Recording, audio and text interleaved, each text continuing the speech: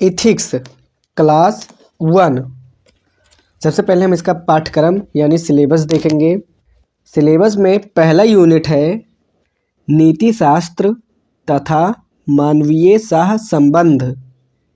मानवीय क्रियाकलापों में नीति शास्त्र का सार तत्व, इसके निर्धारक और परिणाम, नीति शास्त्र के आयाम, निजी और सार्वजनिक संबंधों में नीति शास्त्र, मानवीय मूल्य, महान नेताओं, सुधारकों और प्रशासकों के जीवन तथा उनके उपदेशों से शिक्षा मूल्य विकसित करने में परिवार, समाज और शैक्षणिक संस्थाओं की भूमिका।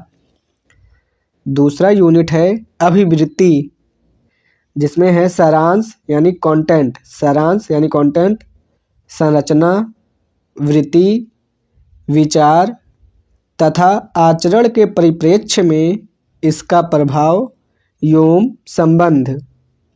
नैतिक और राजनैतिक अभिरुचि, सामाजिक प्रभाव और धारणा, सामाजिक प्रभाव और धारण। तीसरा यूनिट है सिविल सेवाओं के लिए अभिरुचि तथा बुनियादी मूल्य, सत्यनिष्ठा, भेदभाव रहित तथा गैर तरफदारी, निष्पक्षता, सार्वजनिक सेवा के प्रति समर्पण भाव, कमजोर वर्ग के प्रति सहानुभूति, सहिष्णुता तथा संवेदना, कमजोर वर्गों के प्रति सहानुभूति, सहिष्णुता तथा संवेदना। चौथा यूनिट है भावात्मक समझ, जिसमें है अवधारणाएं तथा प्रशासन और शासन व्यवस्था में उनके उपयोग और प्रयोग। भावात्मक समझ में है अवधारणाएं तथा प्रशासन और शासन व्यवस्था में उनके उपयोग और प्रयोग। पांचवा यूनिट है भारत तथा विश्व के नैतिक विचारकों तथा दार्शनिकों के योगदान। भारत तथा विश्व के नैतिक विचारकों तथा दार्शनिकों के योगदान। छठा यूनिट है लोक प्रशासन में लोक या सिविल सेवा मूल्य तथा नीति शास्त्र, स्थिति तथा समस्याएं, सरकारी तथा निजी स्थानों में नैतिक चिंताएं तथा दुविधाएं, नैतिक मार्गदर्शन के स्रोतों के रूप में विधि, नियम, विनियम तथा अंतरात्मा, उत्तरदायित्व तथा नैतिक शासन, शासन व्यवस्था में नीतिपरक तथा नैतिक मूल्यों का सुदृढ़ीकरण, अंतर्राष्ट्रीय संबंधों तथा निधि व्यवस्था यानी फंडिंग में नैतिक मुद्दे, कारपोरेट शासन व्यवस्था। और सातवां यूनिट है शासन व्यवस्था में ईमानदारी, लोक सेवा की अवधारणा, शासन व्यवस्था और ईमानदारी का दार्शनिक आधार, सरकार में सूचना का आदान प्रदान और पारदर्शिता, सूचना का अधिकार, नीतिपरक आचार संहिता, नागरिक घोषणा पत्र, कार्य संस्कृति, सेवा प्रदान करने की गुणवत्ता, लोक निधि का उपयोग, भ्रष्टाचार की चुनौतियां। और आठवां यूनिट है उपर्युक्त विषय पर मामला संबंधी अध्ययन यानी केस स्टडीज। तो अब हम शुरुआत करते हैं एथिक्स के पहले, यानी एथिक्स क्या है। एथिक्स का मतलब होता है नैतिकता या नीति शास्त्र, नैतिकता या नीति शास्त्र। इसमें एक शब्द आता है इंटीग्रिटी। इंटीग्रिटी का मतलब होता है सत्यनिष्ठा और एप्टीट्यूड का मतलब होता है अभिरुचि। तो एथिक्स हमें क्यों पढ़ना है और इसका लाभ क्या है। लाभ तो आपके जो आप एग्जाम दे रहे हैं उसमें क्या है, यानी मेंस और इंटरव्यू में क्या है, और लाइफ में क्या है। तो अप्रोच, सबसे पहले हम देखते हैं अप्रोच, मतलब हम इसे पढ़ेंगे कैसे। तो अप्रोच में 4 चीज़ें हैं। एक तो है मूल मूल्य तटस्थता यानी वैल्यू न्यूट्रलिटी, मूल्य तटस्थता यानी वैल्यू न्यूट्रलिटी। दूसरा है तार्किक मस्तिष्क यानी रीजनिंग माइंड। तीसरा है संतुलन मस्तिष्क यानी बैलेंसिंग माइंड। और चौथा है सांतत्य, सांतत्य का मतलब है कॉन्टिनम अप्रोच। तो वैल्यू न्यूट्रलिटी क्या है? वैल्यू न्यूट्रलिटी का मतलब है मेरे निष्कर्ष, मेरे तर्क प्रक्रिया उन मूल्यों से प्रभावित नहीं होंगे जो बचपन से मुझे मिल गए हैं। मैं उनसे तटस्थ होकर सोचने को तैयार हूँ। तो ये है मूल्य तटस्थता यानी वैल्यू न्यूट्रलिटी। मेरे निष्कर्ष, मेरे तर्क प्रक्रिया उन मूल्यों से प्रभावित नहीं होंगे जो बचपन से मुझे मिल गए हैं। मैं उनसे तटस्थ होकर सोचने को तैयार हूँ। तटस्थ का मतलब क्या होता है? ये भूल कर बात करना कि मेरे मूल्य क्या हैं, तुम्हारे मूल्य क्या हैं। अपने मूल्यों के विरुद्ध कोई तर्क आए तो उसे सहज रूप से सुनना, तौलना और यदि उसमें दम है तो स्वीकार कर लेना। फिर दूसरा है तार्किक मस्तिष्क यानी बैलेंसिंग माइंड। इसका मतलब है सोचने समझने वाला दिमाग, सोचने समझने वाला दिमाग। और तीसरा है संतुलन मस्तिष्क, संतुलन मस्तिष्क का हमें पता ही है, बैलेंसिंग माइंड। और चौथा है कॉन्टिनम अप्रोच यानी सांतत्य। तो कॉन्टिनम शब्द को समझने के लिए हमें सबसे पहले डाइकोटमी शब्द को समझना होगा। कॉन्टिनम शब्द को समझने के लिए हमें सबसे पहले डाइकोटमी शब्द को समझना होगा। डाइकोटमी मतलब होता है द्वैध, डाइकोटमी मतलब होता है द्वैध।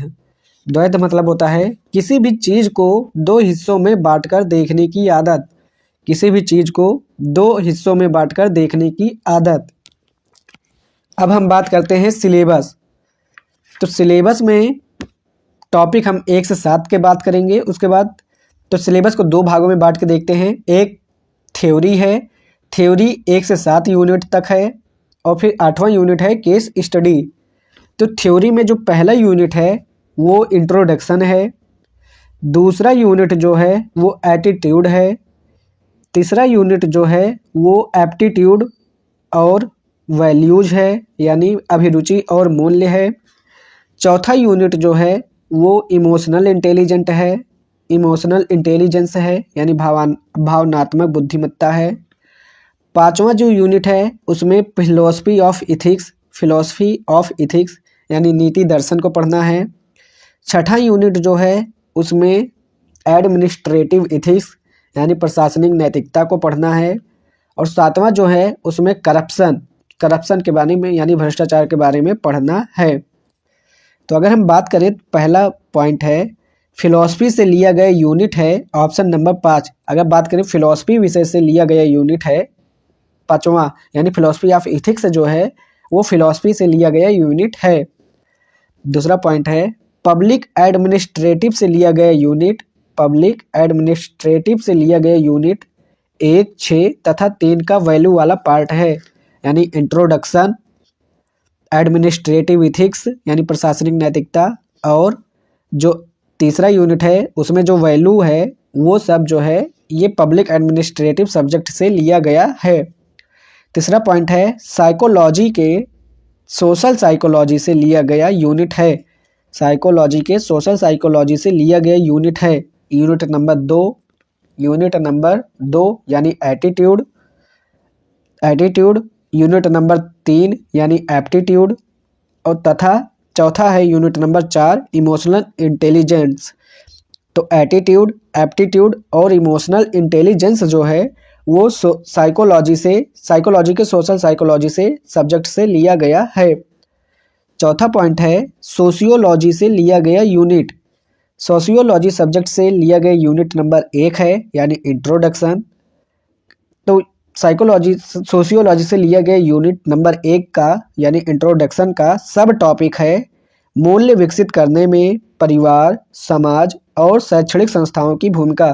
तो सोशियोलॉजी से ये टॉपिक लिया गया है यानी यूनिट नंबर 1 का सब टॉपिक मूल्य विकसित करने में परिवार, समाज और शैक्षणिक संस्थाओं की भूमिका लिया गया है। पांचवा पॉइंट है केस स्टडी के लिए उपयोग होगा। केस स्टडी के लिए सबसे ज़्यादा उपयोग होगा यूनिट नंबर 6 यानी एडमिनिस्ट्रेटिव इथिक्स, यूनिट नंबर 7 यानी करप्शन और यूनिट नंबर 3 यानी एप्टीट्यूड और वैल्यूज। तथा अगर हम बात करें तो 2-4 जो दूसरा यूनिट है यानी एटीट्यूड और चौथा यूनिट जो है इमोशनल इंटेलिजेंस, ये भी यूज होगा। ठीक, अब बात करें कि एटीट्यूड क्या है। एटीट्यूड का मतलब होता है अभिवृत्ति या बोले तो रुझान। तो एटीट्यूड का मतलब होता है किसी व्यक्ति, वस्तु, स्थान, विचार, भाव या किसी के भी प्रति सकारात्मक या नकारात्मक भाव मन में होना, तो ये एटीट्यूड है। अब बात करें इम्पॉर्टेंट वर्ड की यानी महत्वपूर्ण शब्द की, तो महत्वपूर्ण शब्द में पहला शब्द है एटीट्यूड यानी अभिवृत्ति, जिसको हमने अभी देख लिया। किसी व्यक्ति, वस्तु, स्थान, विचार, भाव या किसी के भी प्रति सकारात्मक या नकारात्मक भाव मन में होना। दूसरा शब्द हम देखेंगे एप्टीट्यूड। एप्टीट्यूड मतलब अभिरुचि। फिर तीसरा देखेंगे वैल्यूज यानी मूल्य। चौथा देखेंगे इमोशनल इंटेलिजेंस और पांचवा देखेंगे कंसाइंस यानी अंतर आत्मा। तो पहला हमने देख लिया एटीट्यूड यानी अभिवृत्ति। अब दूसरा देखते हैं अभिरुचि। तो अभिरुचि यानी एप्टीट्यूड, तो इसका मतलब होता है अभिरुचि का, जैसे एटीट्यूड का होता है रुझान यानी अभिवृत्ति मतलब रुझान, वैसे अभिरुचि का होता है प्रतिभा। तो ये प्रतिभा जो है यानी इसे योग्यता भी कह सकते हैं।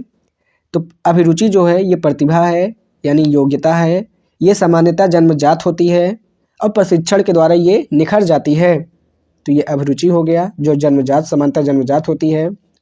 तीसरा है वैल्यू यानी मूल्य। मूल्य क्या है? मूल्य जो है वो नैतिक आदर्श हैं। और नैतिक आदर्श में कौन कौन से मूल्य आते हैं? सहिष्णुता, पंक्चुअलिटी, ईमानदारी, आत्मसम्मान। सहिष्णुता, पंक्चुअलिटी, ईमानदारी, आत्मसम्मान, ये सभी नैतिक आदर्श हैं और मूल्य में आते हैं। तो मूल्य क्या है? जिस नैतिक आदर्श को आप स्वीकार करते हैं, जिस नैतिक आदर्श को आप स्वीकार करते हैं और उस नैतिक आदर्श के लिए थोड़ा बहुत या बहुत ज़्यादा त्याग के लिए तैयार रहना मूल्य है। जिस नैतिक आदर्श को आप स्वीकार करते हैं और उस नैतिक आदर्श के लिए थोड़ा बहुत या बहुत ज़्यादा त्याग के लिए तैयार रहना मूल्य है। नैतिक आदर्श क्या है?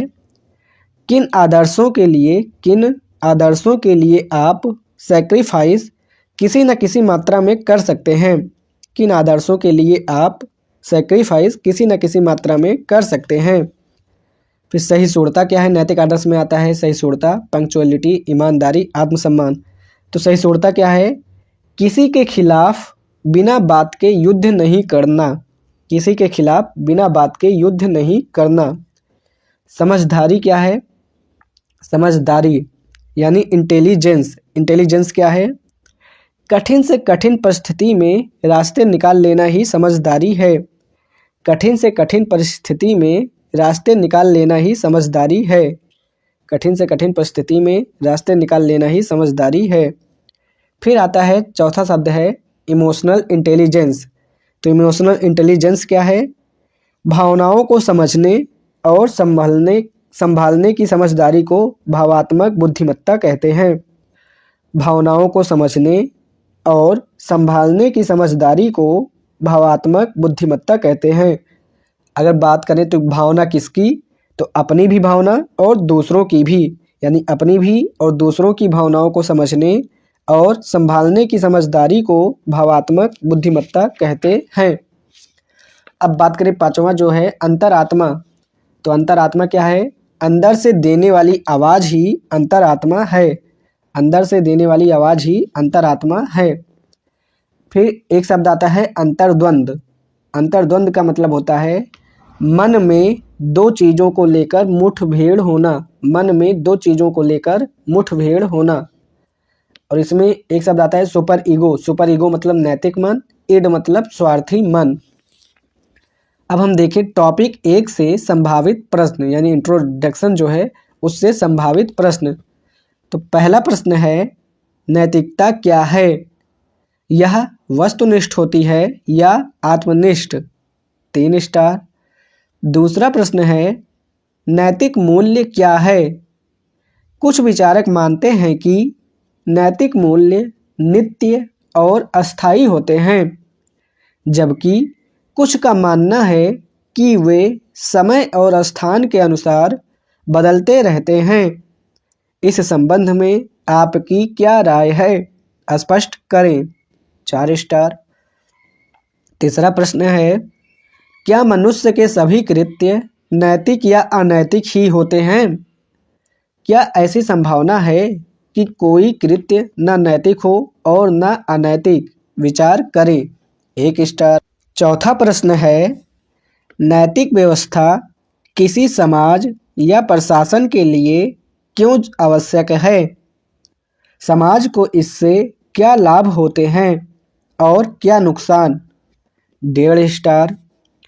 पांचवा प्रश्न है, निम्नलिखित के बीच समानताएं, अंतर व संबंध बताएं। निम्नलिखित के बीच समानताएं, अंतर व संबंध बताएं। जिसमें पहला है एथिक्स तथा मोरालिटी। एथिक्स तथा मोरालिटी। 3 स्टार। दूसरा है नैतिकता व धर्म। नैतिकता व धर्म। 2 स्टार। तीसरा है नैतिकता और कानून। 3 स्टार। चौथा है पाप, भूल तथा अपराध। 4 स्टार। पाप का मतलब होता है सिन, भूल का मतलब होता है इरर, अपराध का मतलब होता है क्राइम। पाप, भूल तथा अपराध। 1 स्टार। पांचवा प्रश्न है स्वभाव और चरित्र। स्वभाव और चरित्र। 1 स्टार। अब छठा प्रश्न है, किसी समाज में नैतिक मूल्यों का निर्धारण किन कारकों के आधार पर होता है? 1 स्टार। सातवां प्रश्न है, किन कारकों के आधार पर सामाजिक नैतिकताएं परिवर्तित होती हैं? 2 स्टार। आठवां प्रश्न है, किसी व्यक्ति द्वारा किया गया कोई कृत्य नैतिक है या नहीं, इसका निर्णय किन आधारों पर किया जा सकता है? स्पष्ट करें। 2 स्टार। 9वां प्रश्न है, किसी व्यक्ति के भीतर नैतिक मूल्य विकसित करने में निम्नलिखित संस्थाओं की क्या भूमिका होती है? 3 स्टार। जिसमें है पहला परिवार, दूसरा है समाज और तीसरा है शिक्षण संस्थाएं। 10वां प्रश्न है, ऐसा क्यों होता है कि एक ही समाज के विभिन्न व्यक्तियों में न केवल नैतिक मूल्य भिन्न भिन्न पाए जाते हैं, अपितु मूल्यों के प्रति उनकी प्रतिबद्धता का स्तर भी अलग अलग होता है? स्पष्ट कीजिए। 1 स्टार। 11वां प्रश्न है, किसी समाज सुधारक प्रशासक नेता को आप नैतिक रूप से आप अपना आदर्श मानते हैं। उसकी शिक्षाओं का सार बताते हुए किसी समाज सुधारक प्रशासक नेता को आप नैतिक रूप से अपना आदर्श मानते हैं, उसकी शिक्षाओं का सार बताते हुए समझाइए कि आप उन्हें अपने जीवन में कहाँ तक उतार पाए हैं। 3 स्टार। 12वां प्रश्न है, नैतिक प्रगति से आप क्या समझते हैं? क्या आपको लगता है कि मानव सभ्यता ने पर्याप्त प्रगति की है? 1 स्टार। 13वां प्रश्न है, निजी संबंधों और सार्वजनिक संबंधों में नैतिकता किस प्रकार अलग होती है? क्या ये दोनों नैतिकताएं पूर्णतः पृथक हैं या परस्पर संबंधित? उदाहरण देकर समझाइए। 2 स्टार। अब हम शुरू करते हैं पढ़ना। तो इसमें सबसे पहले हम इथिक्स देखते हैं। इथिक्स को 2 प्रकार से देखेंगे, एक समाजशास्त्र के अनुसार और दूसरा दर्शन शास्त्र के अनुसार यानी फिलॉसफी के अनुसार। तो समाजशास्त्र के अनुसार इथिक्स जो है वो नैतिक व्यवस्था है।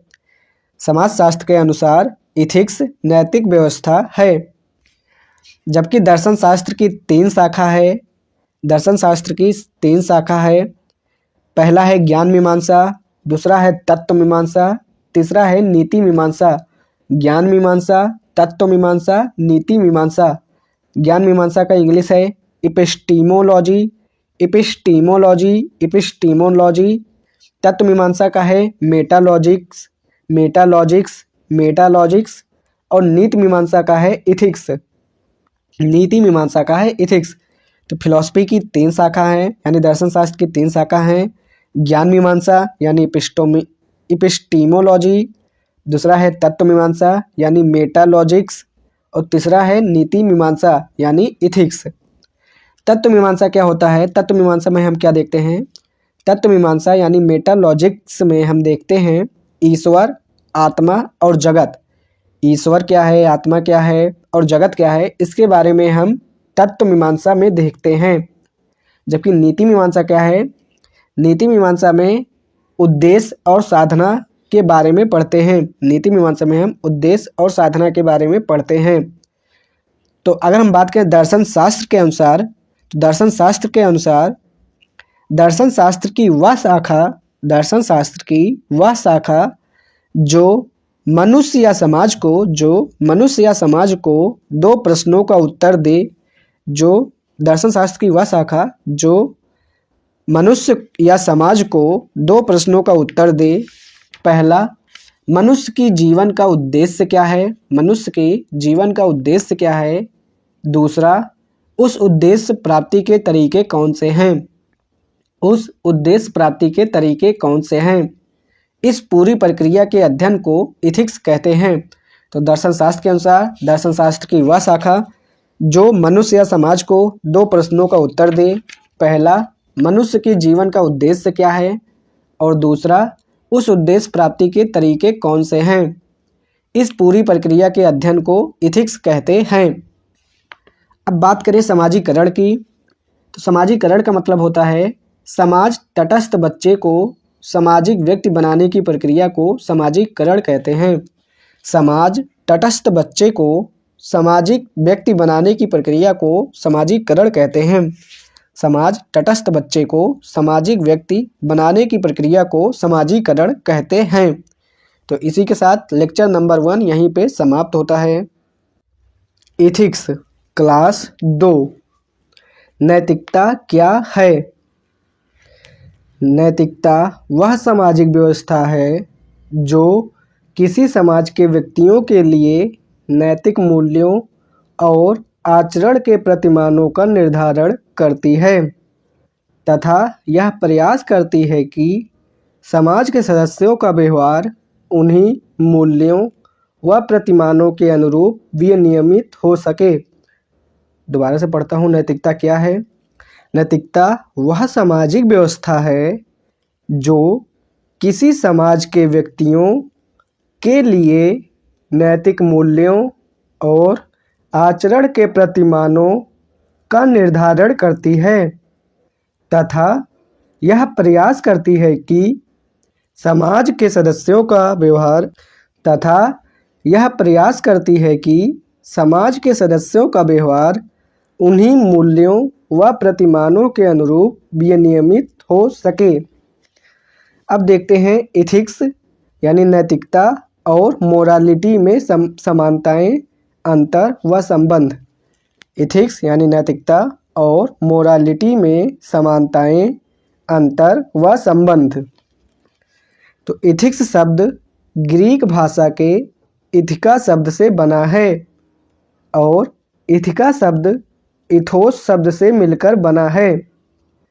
इथिका शब्द का मतलब होता है रीति रिवाज। इथिका शब्द का मतलब होता है रीति रिवाज। मोरालिटी शब्द लैटिन भाषा के मोस या मोरेस नामक शब्द से बना है, जहाँ पर मोरेस का मतलब भी रीति रिवाज ही है।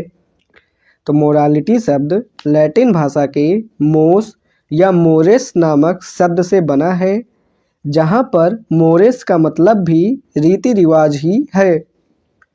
अर्थात इथिक्स और मोरालिटी सामान्यतः समानार्थक शब्द हैं और यदि इनके उद्भव को देखें और यदि इनके उद्भव को देखें तो भी यही प्रतीत होता है कि इथिका और मोरेस का अर्थ भी रीति रिवाज ही होता है और रीति रिवाज का संबंध किसी समाज के नैतिक ढांचों के साथ होता है और रीति रिवाज का संबंध किसी समाज के नैतिक ढांचों के साथ होता है। अब हम अगर देखें इथिक्स और मोरालिटी में संबंध, तो इथिक्स जो है उसमें ऑब्जेक्टिविटी यानी वस्तुनिष्ठता पाई जाती है। इथिक्स में ऑब्जेक्टिविटी यानी वस्तुनिष्ठता पाई जाती है, जबकि मोरालिटी में सब्जेक्टिविटी होती है, जबकि मोरालिटी में आत्मनिष्ठता होती है। इथिक्स जो है वो एक्सटर्नल है यानी बाहरी है और जो मोरालिटी है वो इंटरनल है यानी कि आंतरिक है। तीसरा है इथिक्स को यानी नैतिकता को मानने के लिए दबाव होता है, जबकि मोरालिटी को मानने के लिए आंतरिक प्रेरणा की आवश्यकता होती है। और चौथा पॉइंट है इथिक्स जो है वो कार्यालयी होती है, जबकि जो मोरालिटी है वो व्यक्तिगत जीवन के प्रति होता है। तो अब सही से पढ़ें। अगर सूक्ष्म विश्लेषण करें तो हम पाते हैं कि मोटे तौर पर समानार्थक होने के बावजूद इनके अभिप्राय में अंतर है। इथिक्स का संबंध नैतिकता की वस्तुनिष्ठ धारणा से है, अर्थात वे नैतिक नियम, प्रतिमान व ढांचे जो समाज द्वारा व्यक्ति को दिए जाते हैं, व्यक्ति इनका पालन बाहरी दबाव से करता है और यदि न करे तो उसे दंड मिलने का भय भी होता है। इसके विपरीत मोरालिटी का संबंध व्यक्ति की निजी नैतिकता या आत्मनिष्ठ नैतिकता से है। वह किन मूल्यों को प्राथमिक मानता है और उनके लिए किस हद तक प्रतिबद्ध है, इन आधारों पर मोरालिटी तय होती है। यह आंतरिक प्रेरणा पर टिकी होती है, ना कि सामाजिक दबाव पर। यह आंतरिक प्रेरणा पर टिकी होती है, ना कि सामाजिक दबाव पर। अब हम देखें इथिक्स और मोरालिटी में संबंध। विभिन्न परिस्थितियों में इथिक्स और मोरालिटी में सहयोग तथा विरोध के संबंध हो सकते हैं। विभिन्न परिस्थितियों में इथिक्स और मोरालिटी में सहयोग तथा विरोध के संबंध हो सकते हैं, जिसमें पहला पॉइंट है प्रायः इनमें सहयोग का संबंध होता है। प्रायः इनमें सहयोग का संबंध होता है। यदि कोई व्यक्ति समाज द्वारा सिखाए गए मूल्यों को व्यक्तिगत निष्ठा के साथ पालन करता है तो वहाँ इथिक्स और मोरालिटी साथ साथ होते हैं। प्रायः इनमें सहयोग का संबंध होता है। यदि कोई व्यक्ति समाज द्वारा सिखाए गए मूल्यों को व्यक्तिगत निष्ठा के साथ पालन करता है तो वहाँ इथिक्स और मोरालिटी साथ साथ होते हैं।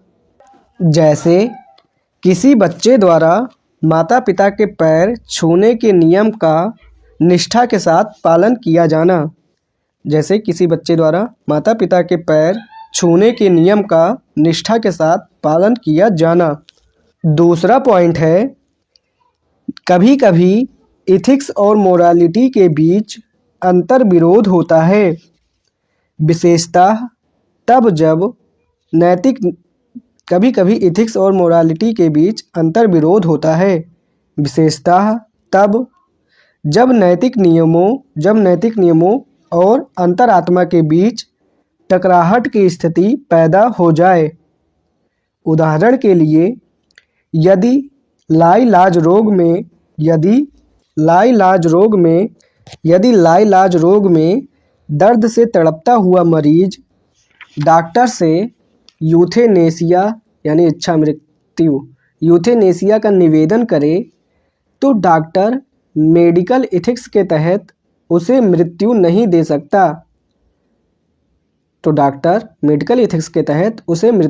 दे सकता। है किंतु संभव है कि उसकी अंतरात्मा इस पक्ष में हो कि उसे मुक्ति मिल जाए। इसी प्रकार किसी दुर्दांत अपराधी को पकड़ने के समय पुलिस अधिकारी के नियम कहते हैं कि उसे सिर्फ गिरफ्तार किया जाए, किंतु उसका मन कह सकता है कि उसे मार दिया जाए, क्योंकि वह सैकड़ों व्यक्तियों के जीवन के लिए खतरा है। अब हम देखते हैं मूल्य। तो मूल्य में सबसे पहले हम देखेंगे मूल्य क्या है, दूसरा फिर इसकी विशेषताएं देखेंगे, फिर इसकी प्रकार देखेंगे, फिर इसका अचक्रम यानी हायरार्की देखेंगे, फिर देखेंगे कि मूल्य वस्तुनिष्ठ है या आत्मनिष्ठ, फिर देखेंगे कि मूल्य स्थिर या परिवर्तनशील हैं, फिर देखेंगे समाज में इसका विकास कैसे होता है, और फिर देखेंगे कि व्यक्ति में मूल्यों का विकास कैसे होता है। यानी व्यक्ति में मूल्यों का विकास मतलब परिवार, शिक्षा संस्था और समाज की भूमिका। सबसे पहले देखते हैं मूल्य क्या है। तो साधारण अर्थ में अगर बात करें तो मैथ में x बराबर 4 यानी मूल्य को x मान लिया जाता है, x बराबर 4। इकोनॉमिक्स में बात करें तो जैसे जूते का मूल्य, ये सब तो ये इकोनॉमिक्स के टर्म में हो गया। लेकिन अगर इथिक्स में बात करें ना, तो इथिक्स में मूल्य का संबंध नैतिक मूल्य से है, और नैतिक मूल्य जो है वो नैतिक आदर्श है। तो यानी एथिक्स में मूल्य का संबंध नैतिक मूल्य से है। नैतिक मूल्य का मतलब है नैतिक आदर्श के मूल्य, यानी नैतिक आदर्श, और नैतिक आदर्श ही मूल्य हैं। जैसे माता पिता का सम्मान करना, तो माता पिता का सम्मान जो है माता पिता का सम्मान करना ये नैतिक आदर्श है, और माता पिता का सम्मान की अभिव्यक्ति जो की जाती है वो प्रतिमान है यानी नॉर्म है। यानी माता पिता का सम्मान ये नैतिक आदर्श है, और माता पिता का सम्मान करने में जो अभिव्यक्ति की जाती है वो प्रतिमान है यानी नॉर्म है। तो हमने देख लिया मूल्य क्या है। मूल्य एथिक्स में मूल्य जो है वो नैतिक मूल्य है। नैतिक मूल्य नैतिक आदर्श होते हैं। तो नैतिक आदर्श में मूल्य जैसे है माता पिता का सम्मान करना, ये नैतिक आदर्श यानी मूल्य है, और उसकी अभिव्यक्ति करना प्रतिमान है। अब हम देखते हैं मूल्य की विशेषताएं। तो मूल्य की विशेषताओं में मूल्य नैतिक आदर्श होते हैं, मूल्य अमूर्त होते हैं यानी अब्स्ट्रैक्ट होते हैं, तीसरा है मूल्य अनेक होते हैं, मूल्य सीखे जाते हैं, मूल्य प्रायः स्थिर होते हैं, मूल्य गहराई के स्तर पर यानी संस्कार के स्तर पर होते हैं, मूल्य का मूल्यांकन आधार होते हैं। मूल्य जो हैं वो मूल्यांकन का आधार होते हैं, और जो है मूल्य में अधिक्रम होता है यानी हायरार्की होता है, नहीं मूल्य में अधिक्रम होता है। तो ये थी मूल्य की विशेषताएं। अब हम दो शब्द देखते हैं, अमूर्त यानी अब्स्ट्रैक्ट और मूर्त यानी कॉन्क्रीट में क्या अंतर है। हमने कहा ना कि मूल्य जो है वो अमूर्त होते हैं, तो अमूर्त और मूर्त में क्या अंतर है, चलिए हम ये देख लेते हैं। तो अमूर्त में हम सबसे पहले देखते हैं अमूर्त क्या है। जिसे पांचों ज्ञानेंद्रियों द्वारा समझ सकते हैं, सोच सकते हैं, लेकिन देख नहीं सकते हैं। फिर से बोलूँगा, अमूर्त क्या है। जिसे पांचों ज्ञानेंद्रियों द्वारा समझ सकते हैं, सोच सकते हैं, लेकिन देख नहीं सकते हैं। जैसे सुख, प्रसन्नता, सम्मान आदि, तो वो अमूर्त है। मूर्त क्या है यानी कॉन्क्रीट क्या है। जिसे देख सकते हैं, सुन सकते हैं, सूंघ सकते हैं, टेस्ट कर सकते हैं और छू सकते हैं, वह मूर्त है। जिसे देख सकते हैं, सुन सकते हैं, सूंघ सकते हैं, टेस्ट कर सकते हैं और छू सकते हैं, वह मूर्त है। जैसे हवा, पानी, करंट आदि। प्रवृत्तियाँ अगर हम देखें, अब अलग चीज़ देखते हैं, प्रवृत्तियाँ क्या है। प्रवृत्तियाँ मतलब इंस्टिंक्ट्स। प्रवृत्तियाँ क्या है, जो जन्मजात होती हैं उन्हें प्रवृत्तियाँ कहते हैं। जैसे पैदा होते ही रोना, डरना आदि, जो जन्मजात होती हैं उन्हें प्रवृत्तियाँ कहते हैं। जैसे पैदा होते ही रोना, डरना आदि। अब हम देखते हैं मूल्य का वर्गीकरण। मूल्य का वर्गीकरण, तो इसे हम कई आधारों पे बांटेंगे, मतलब कई आधारों पे दो दो के ग्रुप में बांटेंगे। जैसे तो एक होता है साधन मूल्य, साध्य मूल्य, साधन मूल्य, साध्य मूल्य। एक होता है सार्वभौमिक मूल्य और क्षेत्रीय मूल्य, सार्वभौमिक मूल्य और क्षेत्रीय मूल्य, यानी यूनिवर्सल और रीजनल, यानी सार्वभौमिक मूल्य और क्षेत्रीय मूल्य। एक और होता है धार्मिक मूल्य और धर्मनिरपेक्ष मूल्य, धार्मिक मूल्य और धर्मनिरपेक्ष मूल्य। एक और होता है स्थिर मूल्य और गतिशील मूल्य, स्थिर मूल्य और गतिशील मूल्य। और एक और होता है आधुनिक मूल्य और परंपरागत मूल्य, आधुनिक मूल्य और परंपरागत मूल्य। तो इस तरीके से हम इसे कई प्रकार से बांट सकते हैं। अब हम देखते हैं कि मूल्य वस्तुनिष्ठ हैं या आत्मनिष्ठ। तो अगर हम बात करें वस्तुनिष्ठ, तो 100% पूर्णता निश्चित नहीं है कि 100% वस्तुनिष्ठ होंगे। और आत्मनिष्ठ की बात करें तो 100% प्रत्येक व्यक्ति के पास भिन्न मूल्य होते हैं, यानी आत्मनिष्ठ भी नहीं होंगे। तो अनुपात होता है, जैसे अनुपात, तो ज़्यादा वस्तुनिष्ठता कौन किस में होगा? अनुशासन में, सफलता में, स्वावलंबन में आदि।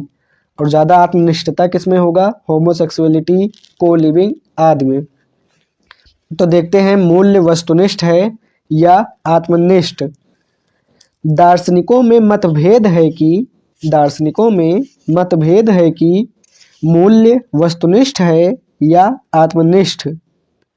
वस्तुनिष्ठ का अर्थ है कि किसी समाज के सभी सदस्य कुछ मूल्यों को स्वीकार करते हैं और उनकी स्वीकृति पर कोई मतभेद नहीं होता है। दार्शनिकों में मतभेद है कि मूल्य वस्तुनिष्ठ हैं या आत्मनिष्ठ। वस्तुनिष्ठ का अर्थ है कि किसी समाज के सभी सदस्य कुछ मूल्यों को स्वीकार करते हैं और उनकी स्वीकृति पर कोई मतभेद नहीं होता है।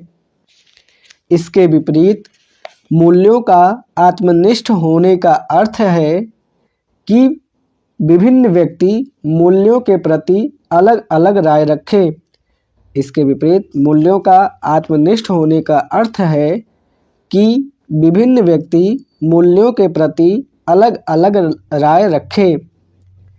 यदि वस्तुनिष्ठता तथा आत्मनिष्ठता का अर्थ 100% यदि वस्तुनिष्ठता तथा आत्मनिष्ठता का अर्थ 100% या निरपेक्ष अर्थ में है, तो स्वाभाविक है कि मूल्य इनमें से किसी वर्ग में नहीं आते।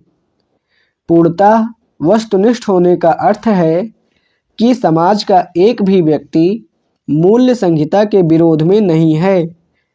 इसके विपरीत पूर्णतः आत्मनिष्ठता का अर्थ होगा कि समाज में मूल्यों की स्वीकृति को लेकर बिल्कुल भी सहमति नहीं है। स्पष्ट है कि किसी भी समाज में व्यवहारिक रूप से ये दोनों विकल्प असंभव हैं। सच यह है कि सभी मूल्यों में वस्तुनिष्ठता और आत्मनिष्ठता का तत्व साथ साथ पाए जाते हैं। अंतर सिर्फ इतना होता है कि जहाँ कुछ मूल्यों में आत्मनिष्ठता हावी होता है, वहीं कुछ मूल्यों में वस्तुनिष्ठता का तत्व प्रबल होता है। उदाहरण के तौर पर यदि हम अनुशासन, विनम्रता, स्वावलंबन, देश प्रेम जैसे मूल्यों की बात करें तो इन पर भारतीय समाज में प्रायः सहमति है। इसके विपरीत यदि हम लिंग समानता, जातिगत समानता, तृतीय लिंगियों के आधार को लिविंग या होमोसेक्सुअलिटी जैसे मुद्दों पर बात करें तो पीढ़ियों की टकराहट उग्रता के साथ सामने आती है। अर्थात इन मूल्यों पर सहमति कम है, विवाद अधिक है। विवाद अधिक है। निष्कर्ष के रूप में हम कह सकते हैं कि मूल्य ना तो पूर्णतः वस्तुनिष्ठ होते हैं और न ही पूर्णतः आत्मनिष्ठ। कुछ मूल्यों में वस्तुनिष्ठता का अनुपात अधिक होता है और कुछ में आत्मनिष्ठता का। अब हम देखते हैं मूल्य स्थिर हैं या गतिशील या परिवर्तनशील हैं। तो मूल्य देखते हैं स्थिर या गतिशील, और मतलब स्थिर हैं या गतिशील हैं। तो परिवर्तनशील का मतलब है क्या मूल्य देश या स्थान या स्पेस यानी अंतरिक्ष के आधार पर बदलते हैं। क्या परिवर्तनशील का दूसरा मतलब है कि क्या ये काल या समय के अनुसार बदलते हैं। और तीसरा परिवर्तनशील का मतलब है क्या ये परिस्थिति के अनुसार बदलते हैं। तो देश, स्थान या स्पेस की बात करें तो एग्रीकल्चर जैसे सोसाइटी होगी तो वहाँ पे शाकाहार ज़्यादा होगा, और हेरिटेज सोसाइटी होगी तो वहाँ पे मांसाहार ज़्यादा होगा। अगर पहाड़ी इलाका है तो वहाँ परिश्रम ज़्यादा होगा, और मैदानी क्षेत्र है तो वहाँ पे परिश्रम कम होगा। और अगर बात करें परिवर्तनशील, तो वहाँ पे परिवर्तनशील में अगर काल या समय के अनुसार बात करें तो काल या समय के अनुसार धर्म और आधुनिक में मतलब विवाद होगा। यानी धर्म अगर काल या समय पुराने ज़माने का है तो धर्म रहेगा, आधुनिक में ये कम होगा। परिस्थिति के अनुसार बात करें तो वार जो होगा, यानी जब युद्ध होगा तो संघर्ष या साइंस का मूल्य होगा, और जब शांति होगा तो आनंद या सुख का मूल्य होगा। यानी मूल्य जो हैं वो स्थिर भी हैं और देश काल परिस्थिति के अनुसार बदलते भी रहते हैं।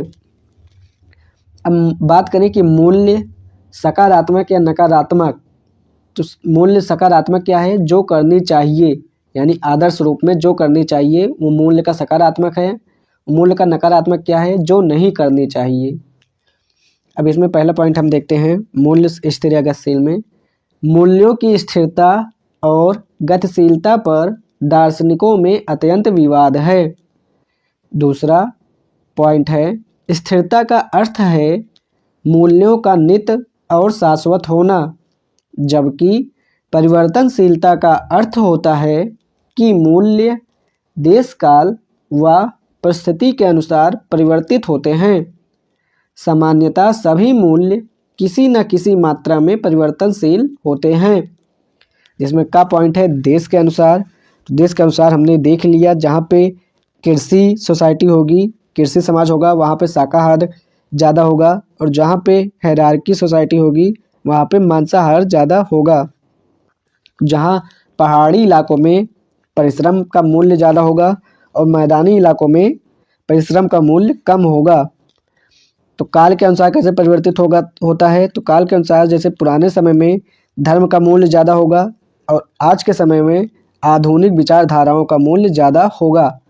परिस्थिति के अनुसार कैसे बदलता है, तो हमने देख लिया, अगर युद्ध का समय है तो संघर्ष का मूल्य ज़्यादा होगा, और अगर शांति का माहौल है तो फिर आनंद या सुख का मूल्य ज़्यादा होगा।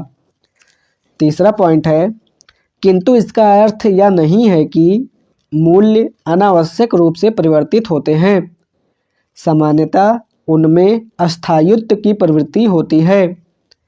इसके अलावा यह भी सत्य है कि कुछ मूल्य लगभग प्रत्येक देश काल परिस्थिति में देखे जाते हैं, जैसे शांति, सद्भाव आदि के मूल्य।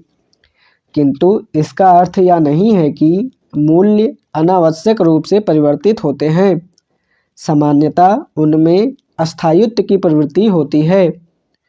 इसके अलावा यह भी सत्य है कि कुछ मूल्य लगभग प्रत्येक देश काल परिस्थिति में देखे जाते हैं, जैसे शांति, सद्भाव आदि के मूल्य। तो इसी के साथ लेक्चर नंबर 2 एथिक्स का यहीं पे समाप्त होता है। Ethics lecture 3। तो इसमें 2 शब्द हम पहले देखते हैं, एक डीओंटोलॉजी है और एक टेलियोलॉजी है। तो डीओंटोलॉजी को कांट ने दिया था। तो डीओंटोलॉजी में 3 चीज़ें आती हैं, एक है परिणाम निरपेक्षवाद, नियमवाद, कर्तव्यवाद। परिणाम निरपेक्षवाद, नियमवाद, कर्तव्यवाद। और टेलियोलॉजी में यानी कॉन्सिक्वेंटिलिज्म में 2 चीज़ें आती हैं, परिणाम सापेक्षवाद, परिणामवाद। और वर्च्यू की बात करें तो वर्च्यू मतलब होता है सद्गुण। अब देखते हैं मूल्यों के आंतरीकरण या समाजीकरण में विभिन्न भूमिकाएं। मूल्यों के आंतरीकरण या समाजीकरण में विभिन्न भूमिकाएं, तो इसमें देखते हैं परिवार, शिक्षण संस्था और समाज की भूमिका। परिवार, शिक्षण संस्था और समाज की भूमिका। तो इसका फॉर्मेट क्या होगा? फॉर्मेट हम देखेंगे कि किस समय तक मतलब मूल्य सिखाए जाते हैं। दूसरा देखते हैं तरीका कौन सा है सिखाने का। और तीसरा देखते हैं कौन से मूल्य सिखाए जाते हैं। और चौथा देखते हैं कि इसका प्रभाव क्या होता है। तो ये तो फॉर्मेट है, यानी किस समय तक, तरीका, कौन से मूल्य और प्रभाव। तो पहला देखते हैं परिवार, मतलब परिवार कैसे सिखाता है। तो परिवार किस समय तक सिखाता है? तो परिवार 0 से 3 वर्ष तक संपूर्ण प्रभाव परिवार का होता है। 1.5 साल से कह सकते हैं 3 साल तक संपूर्ण प्रभाव जो है वो परिवार का होता है। 3 से 12 साल तक परिवार का महत्व ज़्यादा होता है विद्यालय की अपेक्षा। हालांकि विद्यालय भी आ जाते हैं, लेकिन तब भी परिवार का महत्व ज़्यादा होता है विद्यालय की अपेक्षा। 13 से 19 साल में गैंग या पीयर ग्रुप या फिर मित्र समूह का प्रभाव ज़्यादा होता है।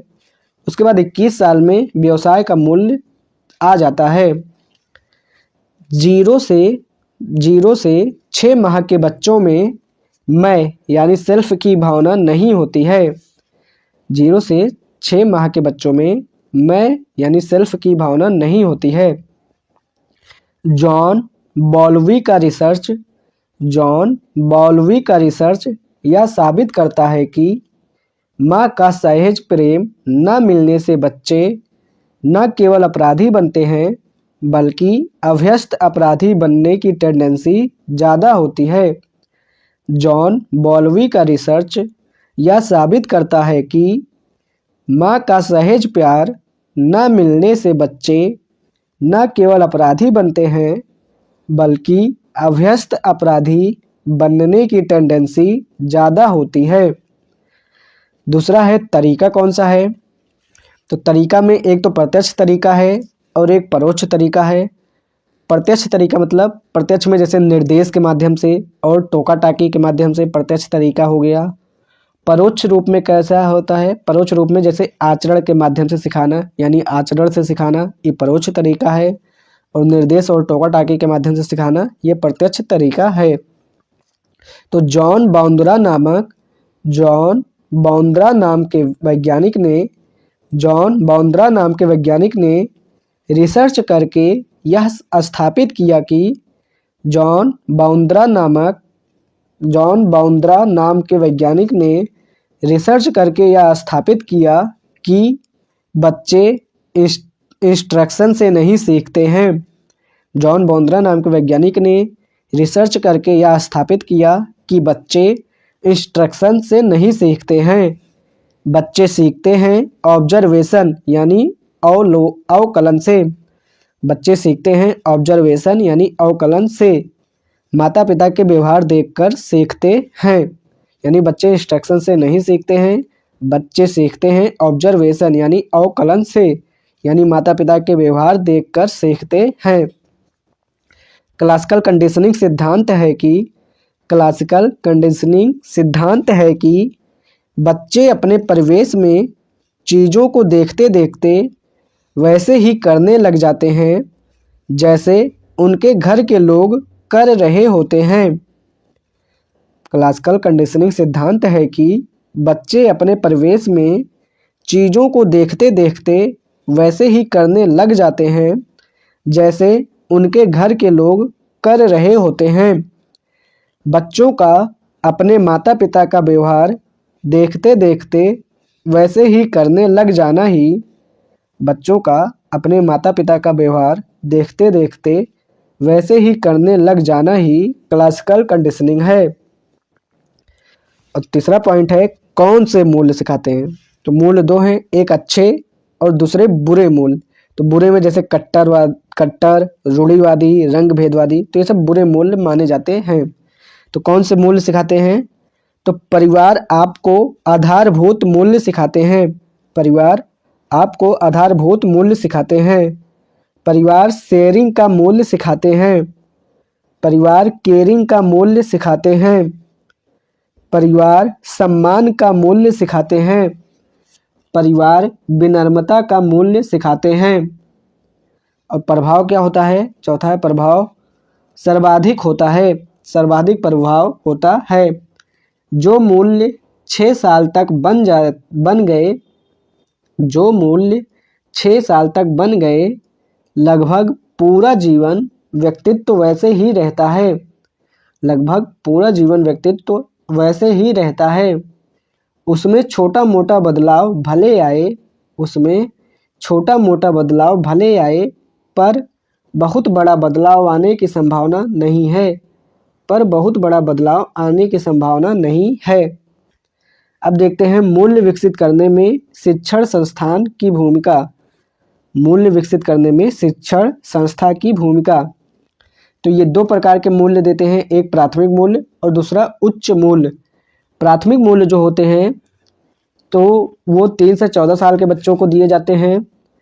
ये आधारभूत मूल्य सिखाते हैं, यानी शिक्षण संस्थान जो प्राथमिक मूल्य में है ये आधारभूत मूल्य सिखाती हैं। कौन कौन सिखाता है इसमें? इसमें टीचर, पीयर ग्राफ यानी पीयर ग्रुप जो है ये मूल्य सिखाते हैं, टीचर और पीयर ग्रुप। प्राथमिक मूल्य में अच्छे और बुरे दोनों मूल्य सीखते हैं।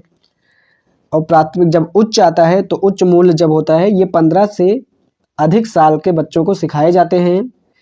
इसमें साधक मूल्य या व्यावसायिक मूल्य सिखाती है। तो उच्च जो होता है उच्च शिक्षण संस्थान वो साधक मूल्य या व्यावसायिक मूल्य सिखाती है। तो मूल्य विकसित करने में शिक्षण संस्था की भूमिका 2 प्रकार से है। पहला प्राथमिक विद्यालय और दूसरा उच्च विद्यालय के रूप में। मूल्य विकसित करने में शिक्षण संस्था की भूमिका 2 प्रकार से है। पहला प्राथमिक विद्यालय और दूसरा उच्च विद्यालय के रूप में। मूल्य विकसित करने में समाज की भूमिका। मूल्य विकसित करने में समाज की भूमिका। तो मूल्य विकसित करने में समाज की भूमिका कब सिखाती है ये हम देखेंगे। किस रूप में आती है, कारक कौन से हैं, अच्छे मूल्य बुरे मूल्य कौन से हैं और प्रभाव उनका क्या है। तो किस रूप में आती है? तो सामाजिक समूह के रूप में आती है। सामाजिक समूह के रूप में, जैसे सामाजिक समूह में हो गया खानदान, पड़ोस या मोहल्ला, बाजार, फिल्म, टीवी, इनके माध्यम से जो मूल्य आती है वो समाज के ही मतलब समाज के अंतर्गत ही आता है। तो बच्चे पर समाज का असर जानने के लिए 3 कारक हैं। बच्चे पर समाज का असर जानने के लिए 3 कारक हैं। पहला है कौन से सामाजिक समूहों से उसका संबंध है। कौन से सामाजिक समूहों से उसका संबंध है। और दूसरा है संवाद या अंतरक्रिया की मात्रा या गुणवत्ता। संवाद या अंतरक्रिया की मात्रा या गुणवत्ता। ठीक, ये दूसरा पॉइंट हो गया। एक होता है होमोजीनियस। होमोजीनियस का मतलब होता है जिस समुदाय के हो हमेशा वैसे ही समुदाय से मिलना, जिससे उसके मूल्य क्षेत्रीय किस्म के संकीर्ण किस्म के होंगे। होमोजीनियस का मतलब है जिस समुदाय के हो हमेशा वैसे ही समुदाय से मिलना, जिससे उसके मूल्य क्षेत्रीय किस्म के संकीर्ण किस्म के होंगे। और एक होता है हेट्रोजीनियस। एक होता है हेट्रोजीनियस। हेट्रोजीनियस का मतलब है जिस व्यक्ति को डाइवर्सिटी या हेट्रोजीनियस किस्म के मूल्य मिलेंगे उसे कोई भी दिक्कत नहीं होगी।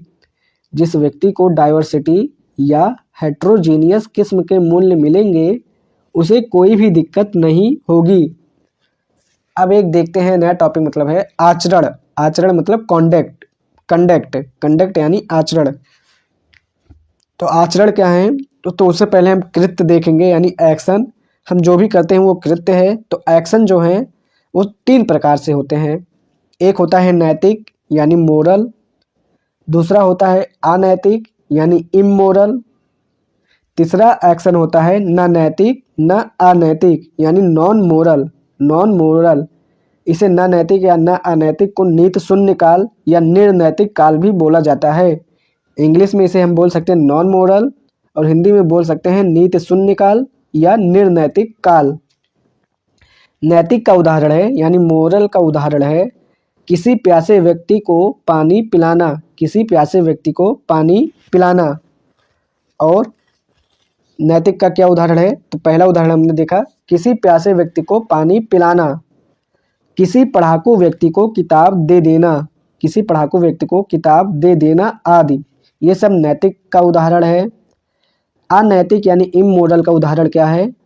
सड़क पर चलते हुए बिना किसी बात के गाली देना, सड़क पर चलते हुए बिना किसी बात के गाली देना आदि। नॉन मोरल का अर्थ है, नॉन मोरल यानी नीति शून्य काल या निर्नैतिक काल का अर्थ है जो नैतिक और अनैतिक मूल्यों से परे हों, जो नैतिक और अनैतिक मूल्यों से परे हों, अर्थात जिस पर नैतिकता का प्रश्न लागू ना हो, अर्थात जिस पर नैतिकता का प्रश्न लागू ना हो।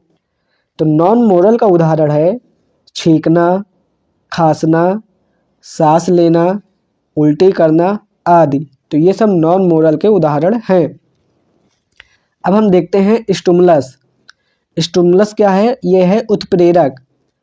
तो स्टिमुलस है उत्प्रेरक और इसके माध्यम से जो हम रिस्पॉन्स करते हैं यानी अनुक्रिया या प्रतिक्रिया करते हैं। तो स्टिमुलस क्या है? एक ऐसी स्थिति जिसमें उत्तेजना हो, अर्थात कुछ परिवर्तन है हमारे मन स्थिति में। स्टिमुलस क्या है?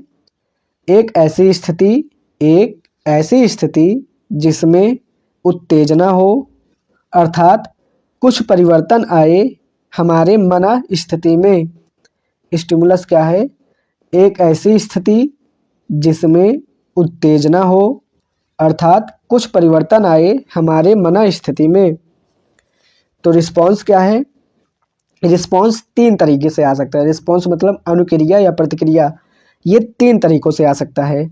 एक फीलिंग या इमोशन यानी भावना के रूप में, दूसरा विचार के रूप में और तीसरा कृत्य के रूप में। तो रिस्पॉन्स जो है वो 3 तरीकों से आ सकता है। एक भावना यानी फीलिंग या इमोशन के रूप में, दूसरा विचार के रूप में और तीसरा एक्शन के रूप में। किसी भी सिचुएशन